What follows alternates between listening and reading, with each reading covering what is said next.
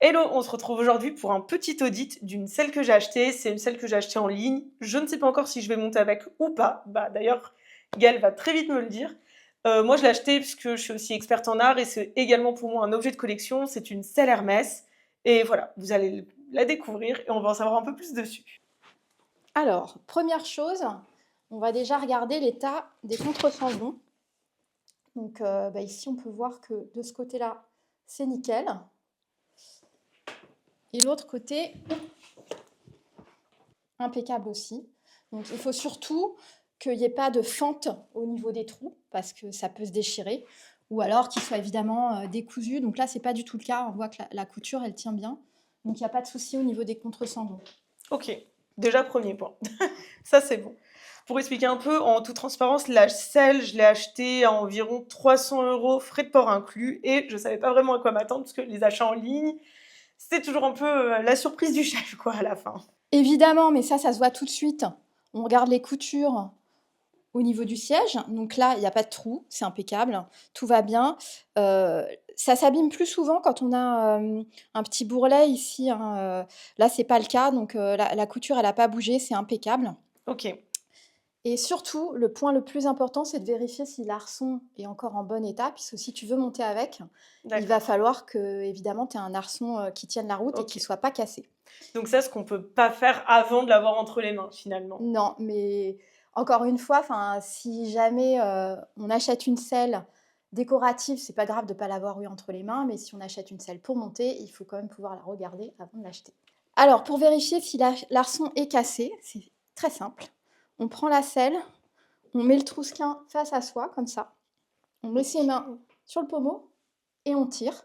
Donc là, il ne se passe rien, c'est bon signe. Si l'arçon était cassé, on pourrait sentir comme ça se plie un petit peu, ça bouge. Ou alors, autre signe qui est un signe très inquiétant, c'est quand on a des plis là ou en dessous.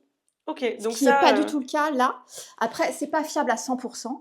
Mais c'est un très bon indicateur en tout cas. Après, pour être sûr et certain, il faudrait démonter la selle, mais ça, on ne le fait pas. Mais bon, là, a priori, ça ne bouge pas du tout. Donc, l'arçon est encore en bon état. Donc ça, c'est intéressant parce que c'est quelque chose que j'imagine on peut aussi faire de temps en temps sur sa selle qu'on a déjà pour être sûr qu'elle est en bon état. Si on la fait tomber, c'est important de le faire pour vérifier que ça n'avait pas bougé.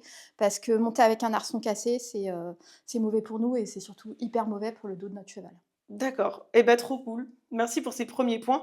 Ce qu'on n'a pas dit, c'est vrai qu'on n'a même pas parlé, c'est que pourquoi la selle, je voulais aussi la garder en déco, parce que c'est une selle Hermès, et que c'est une marque que j'aime beaucoup, et j'avais vraiment envie d'avoir ce bel objet à exposer à la maison, mais là, visiblement, peut-être que je vais même pouvoir le mettre à cheval. Et maintenant qu'on sait que la selle, elle est physiquement en bon état, c'est vrai qu'elle n'est pas toute reluisante non plus, donc on va lui donner un petit coup pour son entretien.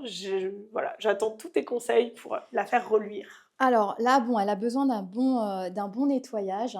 La première chose que je voudrais vous dire, c'est arrêter de graisser votre matériel à outrance, ça ne sert à rien. Ce qui est important, c'est de le nettoyer. D'accord, donc par exemple, ceux qui graissent toutes les semaines, ça sert à rien. Ok, ça sert à rien. Ce qu'il faut, c'est utiliser ça, le savon glycériné. Ça, oui.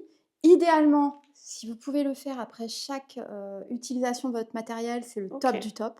Alors là, je suis vraiment pas la meilleure là-dedans. Voilà, on ne le fait pas à tous, mais au moins si vous arrivez à le faire une fois par semaine, c'est déjà pas mal. Et la graisse, c'est à partir du moment où votre cuir il en a besoin, donc vous sentez qu'il est sec. Par exemple, ici, on voit que c'est un peu desséché, c'est un peu craquelé, donc là, en effet, on va avoir besoin de graisser. Pour le régénérer, voire le huiler. On peut utiliser de l'huile de pied de bœuf, par exemple. D'accord. Mais sinon, pour le quotidien, si vous avez un cuir qui est en bon état, qui n'est pas tout sec, c'est juste le savon glycériné. Pourquoi ça ne sert à rien de graisser tout le temps? Parce qu'au bout d'un moment, votre cuir il ne va plus absorber ce que vous lui mettez en gras, donc il va être surnourri. Et puis surtout, ça va abîmer tout ce qui est couture, ça va les cuire. Vous avez sûrement déjà vu ça, peut-être sur du matériel ancien. Je ne sais pas si tu as déjà vu ça sur du matos que tu as déjà depuis longtemps, où les coutures, on ne voit même plus le fil, en fait, c'est carrément enfoncé dans le cuir. La couture, elle a cuit, en fait, elle s'est abîmée. Ok. Ah oui, je savais pas du tout. Je pensais que plus graisser, ça pouvait pas abîmer, que ça servait juste à rien, mais je pensais pas que ça aurait pu abîmer aussi l'objet. Non, le mieux, c'est vraiment d'utiliser le savon glycériné. Ça, vous pouvez en user, en abuser, il n'y a pas de problème. Et alors, comment ça s'utilise, le savon glycériné? Donc ce qu'il faut déjà, c'est du savon solide, hein, pas les pchits qui sont déjà dilués. C'est un savon solide, donc c'est souvent sous cette forme-là, sur des petits seaux. Vous prenez une éponge humide, vous en prenez comme ça sur votre éponge, hop. Et puis on frotte. Ok. Donc là, on voit, ça fait des traces blanches. On frotte jusqu'à ce qu'il n'y a plus de traces blanches. D'accord, c'est peut-être ce que j'ai mal fait quand j'ai voulu lui donner un premier petit coup. Donc là, et voilà, là on est pas mal. Et c'est tout. On ne rince pas, on ne fait rien de plus. C'est terminé. Pourquoi? Parce que le savon glycériné, il a le pouvoir de nettoyer et il a le pouvoir de protéger avec la glycérine. Donc il va mettre une petite couche protectrice sur votre matériel. Donc ça suffit, il n'y a rien de plus à faire. D'accord. Ben super. C'est vrai que finalement, on a l'impression que souvent, le moment de nettoyage du matériel, c'est long et fatigant. Le savon glycériné, c'est hyper rapide. C'est juste un petit coup. Et alors sur la selle, à la limite, si vous n'avez pas le temps de le faire à chaque fois, c'est pas dramatique. Par contre, sur votre bridon et notamment au niveau de la tétière, la muserolle, là où votre cheval il a transpiré, c'est hyper important de le faire à chaque fois pour enlever la crasse et la transpiration, pour que votre cuir il soit bien entretenu, puis pour que votre cheval il soit aussi confort. Oui, c'est un peu comme le coup de brosse au passage de sangle. Exactement. Finalement. Ok. C'est fou, parce que déjà, ça la change de teinte, quoi, un peu. Bah, ça enlève la crasse, en fait, hein, tout simplement. Et Oui, tu vois, là, il n'y a pas besoin de graisser, en fait. Hein. Tu touches le cuir, je pense qu'elle a été stockée très très longtemps, okay. en fait. Cette selle, il y a quelques petits accros ici. Et elle a sûrement été bien stockée. Bon, bah là, je crois qu'on est pas mal. On va regarder dessous. Regarde, impeccable. Donc, il ne faut pas oublier de faire le dessous. Ok. C'est important. Là, ce qu'on peut vérifier aussi, j'ai pas dit tout à l'heure, c'est le lassage des matelassures. Est-ce que ça tient bien? Là, on voit qu'il y a un lassage qui est fait à l'avant. Donc, c'est cousu, là. La couture, elle tient super bien. Mais là, il y a une couture, en fait. Hein. Je vais te montrer un fil hyper épais. Ok. Voilà. Et on voit, là, les coutures, elles sont cachées sous les mouches, ce qu'on appelle des mouches. Là, c'est les points de couture. Ici. Et puis, il y a un lassage à l'arrière aussi. Ici, on voit qu'il y a 2 mouches aussi, ici. D'accord. Là et là. Pour faire ce lassage des matelassures, on utilise... un gros fil comme ça. Ah oui, en effet. Voilà. Ok, trop intéressant. Donc ça, si c'est défait, il suffit d'aller voir un sellier. Hein. C'est réparable. Oui, c'est complètement réparable, c'est facile à faire pour nous. Ces choses, on a l'habitude. Donc, il faut pas laisser... J'ai des clients, moi, qui sont déjà venus me voir avec des selles qui étaient délacées, en me disant ça fait un moment que je monte comme ça, j'avais pas le temps. Ça, c'est pas bon du tout. Faut pas monter avec ces selles-là. Ça abîme la selle et surtout, c'est votre cheval en dessous qui est pas bien. Donc, faut toujours penser à son cheval. Dès qu'il y a un truc qui ne va pas sur la selle, lui, il l'a sur le dos. Donc, si la selle est un peu de travers, après, ça peut lui... C'est comme nous, hein, il a une petite douleur, puis après, ça va se répercuter partout. Puis après, il va être de mauvaise humeur ou il va faire des trucs bizarres et on va se dire, qu'est-ce qu'il a? Il ne comprend pas. Non, c'est pas ça, en fait. Il a juste mal. Ok. Alors, la graisse. Celle-là, on n'en a pas trop besoin, en fait, parce que le cuir est beau. Donc, on peut en mettre un peu sur les contre-sanglons. Donc, moi, ce que je conseille, c'est pas s'embêter avec des chiffons. Après, les chiffons sont dégueux. Vous en mettez un tout petit peu sur vos doigts, comme ça, ok, tout simplement. Ça, c'est pas désagréable du tout. C'est bien, ça fait voilà, petite crème hydratante.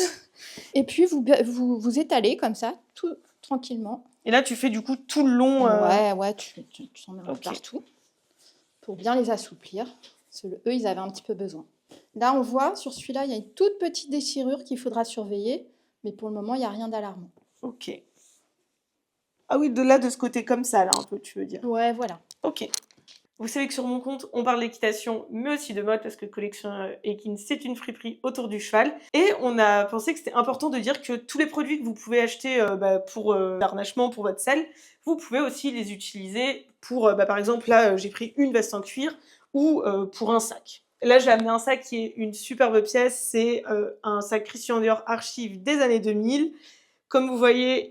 Franchement, pour le prix où je l'ai eu, donc 5 €, il est plutôt quand même en bon état. C'est une pièce vraiment luxe qui coûte environ 2 000 € aujourd'hui à la revente. Et forcément, ça veut dire que c'est des pièces qu'il faut entretenir. Et on va vous montrer que c'est la même chose que pour une selle, finalement. Exactement, c'est pareil. Alors, ce qu'on peut faire, là, chacun à notre niveau, en fait, c'est tout simplement nettoyer avec du savon glycériné, comme on fait pour son matériel d'équitation. Donc là, j'ai pas forcément les bons outils, du coup, je le fais avec mon éponge habituelle. Mais ce qui serait top, c'est d'avoir une petite brosse à dents ou un petit outil, en fait, pour bien passer, parce que le sac a des plis, mais on voit déjà que le fait de de lui mettre un petit coup de savon, bah, ça lui fait du bien parce que ça le décrasse.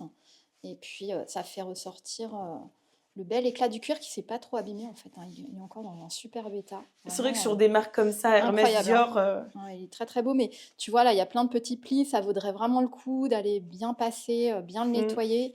je vais le Mais faire en rentrant ouais, chez moi. voilà. Mais Alors ça, rien pour le coup, qu'en... j'imagine que c'est ça que ça doit être un travail de dingue qu'il y a eu d'artisanat derrière, hein. Ah ouais, ouais, ouais. Parce que là, si tu veux, si je regarde là, entre les plis, en fait, il y a des fils, tout est cousu.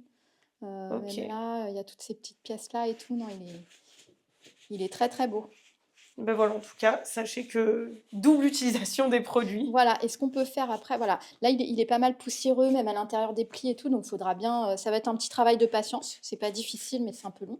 Et après, une fois que tu as fait ça, tu peux lui mettre la fameuse petite crème hydratante qui sent super bon. Ça va être top pour le rénover en fait. Bah pareil, hein, là tu Ok, passes donc avec tes finalement, doigts, pas tout forcément besoin de doucement. l'amener chez le cordonnier ni rien. De l'entretien comme ça, parfois, c'est très bien quand on chine des belles pièces aussi. Alors, petit conseil aussi, si vous avez des sacs comme ça, des coutures, parfois, moi, on m'amène aussi des anses qui sont décousues, etc.